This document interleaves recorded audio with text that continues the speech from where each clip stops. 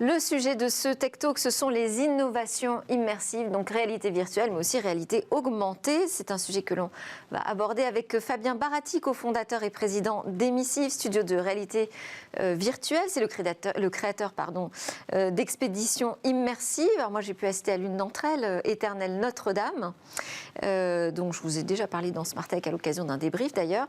C'est une expérience, je dois dire, assez unique. J'ai trouvé que la qualité de la réalité virtuelle était exceptionnelle et c'est unique parce qu'on la vit à plusieurs et pas tout seul derrière son casque, mais on en parlera davantage justement dans ce talk. Également avec nous pour parler des innovations immersives, nous avons en visio Jean-François Gaudy, le vice-président en charge de l'innovation et du digital de Inetum, qui est une entreprise de services et de solutions numériques.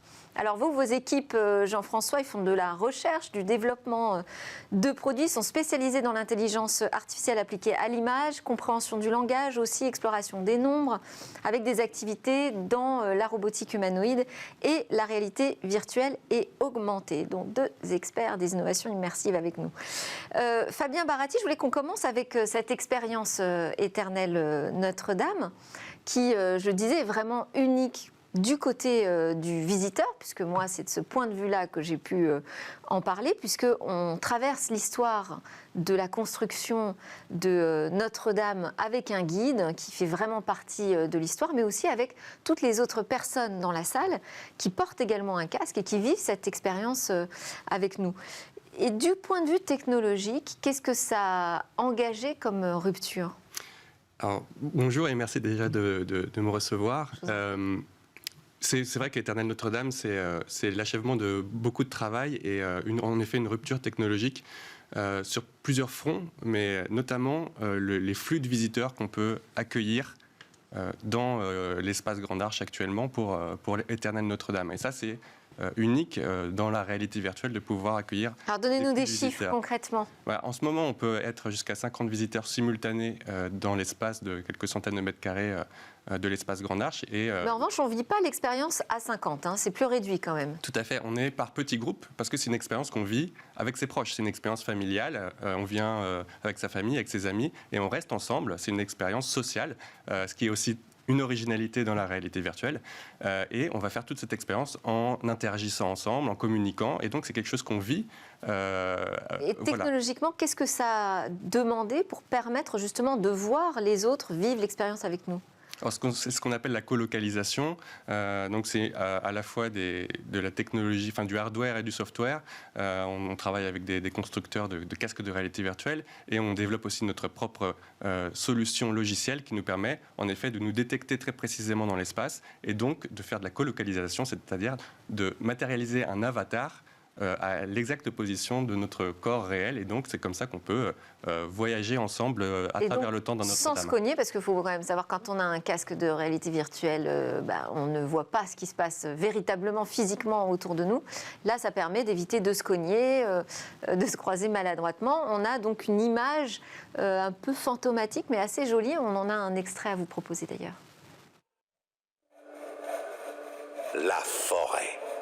Plus de 1000 chênes composent cette charpente unique. Je vous en prie, explorez cette forêt qui est en pleine transformation. Observez les charpentiers à l'œuvre.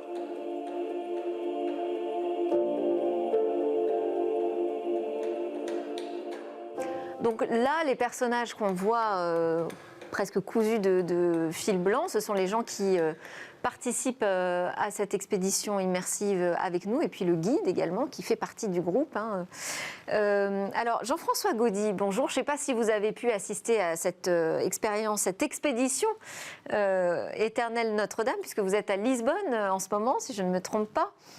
Est-ce que c'est vers ça aujourd'hui que tend le métaverse, par exemple ? Qu'est-ce que ça vous inspire, vous, cette innovation qui est proposée par Emissive ? En tout cas, le fait de vivre des expériences collaboratives en réalité virtuelle, pour le coup, ça me parle réellement, puisque mes équipes ont travaillé beaucoup sur ces sujets-là ces dernières années, et en particulier le fait de pouvoir avoir des protocoles qui permettent d'être à plusieurs, donc en collaboratif, dans une scène virtuelle, et ce, quel que soit le device, donc quel que soit le hardware qui est utilisé pour ce faire. Et d'ailleurs, pour faire le lien avec votre interview précédente, il se trouve que les protocoles qu'on a mis en place pour ce type d'expérience, on les a publiés en open source. Donc, pour justement favoriser le développement de ce type de méthode. Alors, là, évidemment, ce qu'on vient de voir, c'est très beau d'un point de vue du rendu, et ça permet effectivement d'avoir la localisation des différentes personnes qui sont dans la scène. Ce que nous, on essaye de faire également, c'est de faire collaborer les gens dans une scène, c'est-à-dire qu'ils peuvent interagir avec le monde virtuel dans lequel ils se trouvent.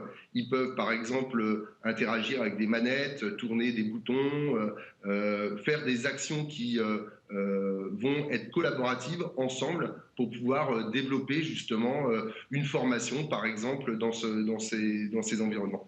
Donc, pour moi, c'est aussi ça la promesse du métaverse, c'est-à-dire des cas d'usage qui vont être autres que simplement le fait de consommer ou de se trouver dans un lieu de réalité virtuelle et de naviguer à l'intérieur. C'est aussi le fait de pouvoir collaborer et d'échanger avec les autres personnes qui sont représentées par les avatars. Et pour ça, donc, ça nécessite quand même quelques bons technologiques. Donc là, vous avez évoqué votre collaboration avec un fabricant de casques, en l'occurrence c'est HTC, on peut le citer, même s'il fait même partie des investisseurs chez vous, je crois.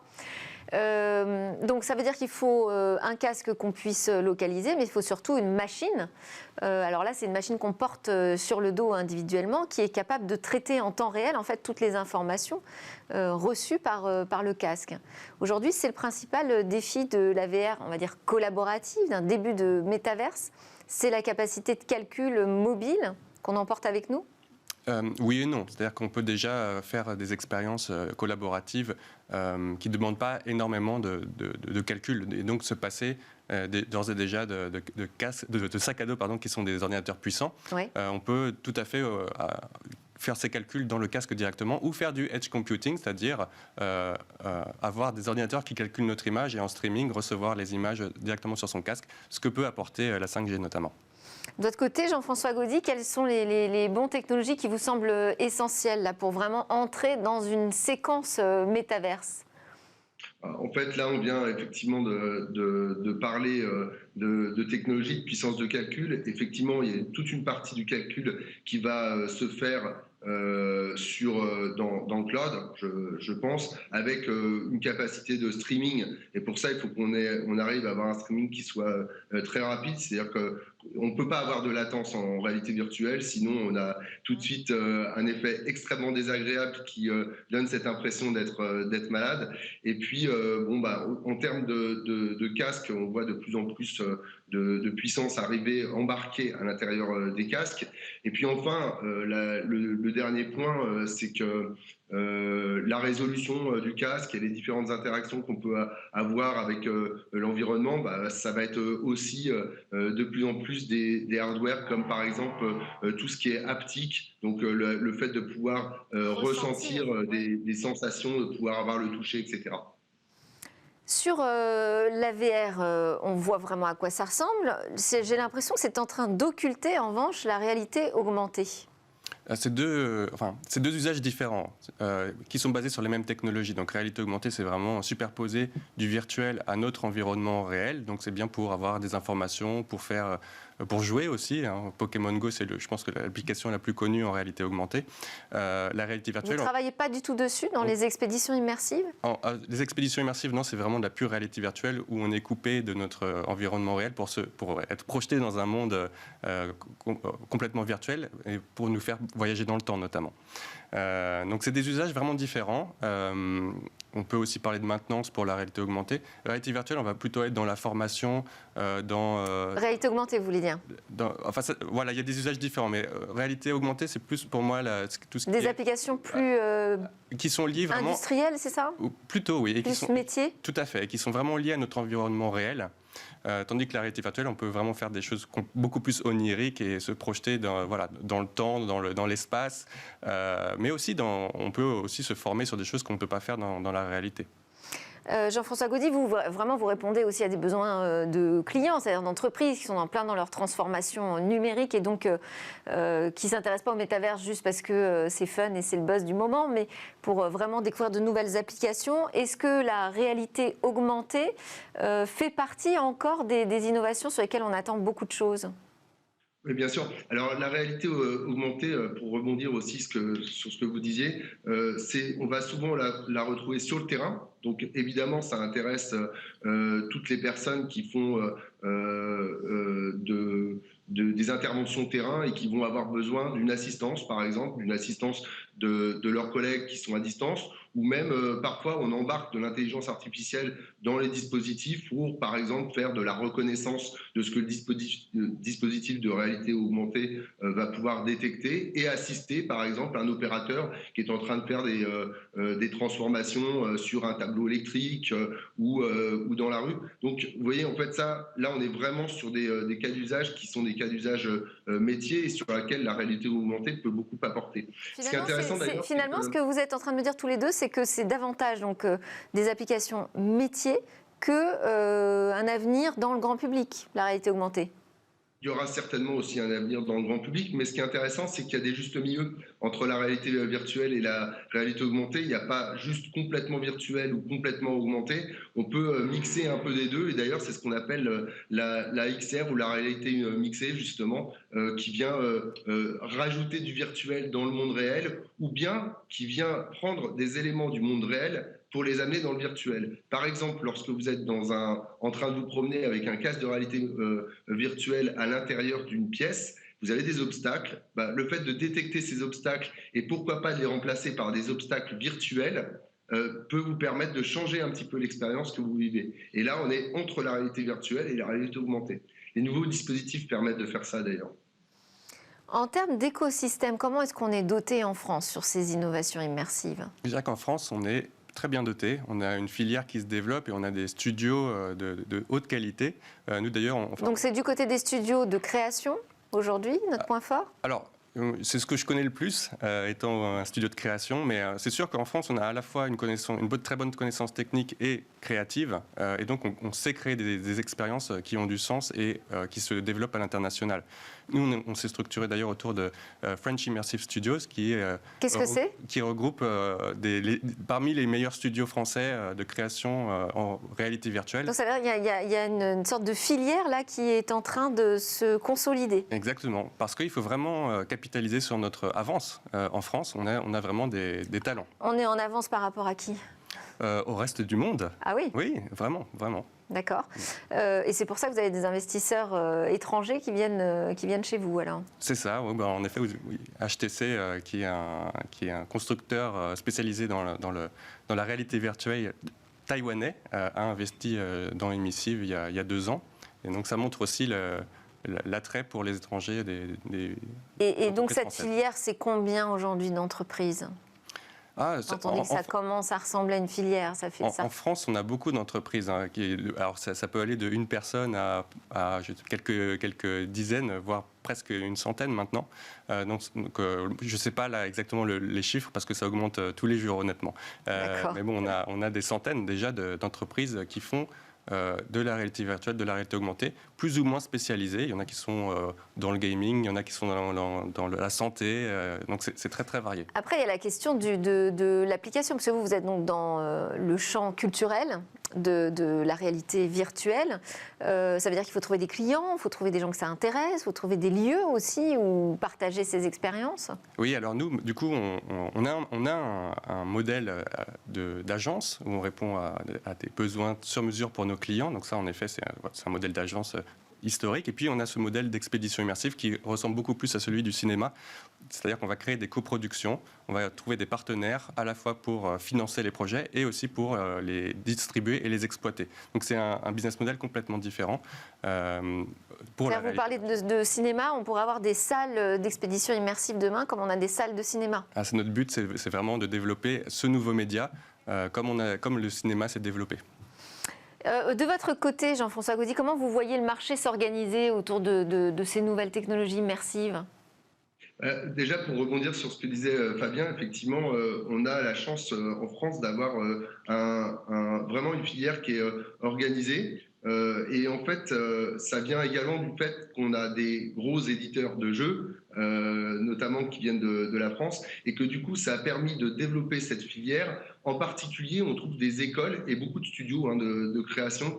Les écoles, justement, qui permettent de former les spécialistes à ce type de sujet, nous, ça nous arrange bien parce qu'effectivement, ça nous permet ensuite de trouver des personnes qui, sur le marché, vont pouvoir créer ces expériences et faire le design de ces expériences. Et ça, c'est quand même très intéressant.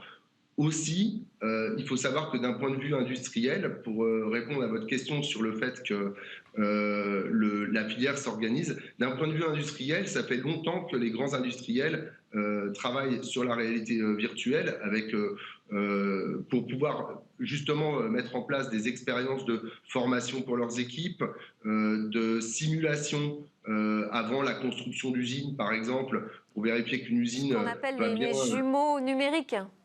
Exactement. Et l'intérêt du jumeau numérique, c'est d'abord, effectivement, parfois en amont de la création d'une usine ou d'un dispositif industriel, de créer ce jumeau numérique, de vérifier que tout fonctionne bien, et évidemment ensuite de former les opérateurs au travail dans ces usines ou dans des environnements qui parfois peuvent être un petit peu compliqués. Et puis, pardon. Allez-y, terminez. Et puis, on trouve aussi d'autres types d'expériences qui peuvent être intéressantes, c'est les mises en situation. Alors, les mises en situation, ça peut, vous pouvez imaginer, par exemple, dans le domaine de la défense, qu'on puisse venir former des personnels de la défense pour réagir sur des théâtres d'action. Et puis nous, on a même actuellement une expérience qui est intéressante avec un club de football, Benfica pour pas les citer en l'occurrence, qui consiste à mettre en place des actions, à rejouer des actions en réalité virtuelle pour mettre les joueurs en situation d'actions qui se sont déjà produites et de regarder comment ensuite ils auraient pu agir différemment ou comment ils pourraient agir au mieux dans le cas d'une situation qu'on recrée. Et ils doivent être assez friands, j'imagine, de ce type d'expérience, les joueurs de foot. Mais vous appelez ça d'ailleurs des intraverses, c'est ça? C'est un peu le parallèle entre Internet et intranet.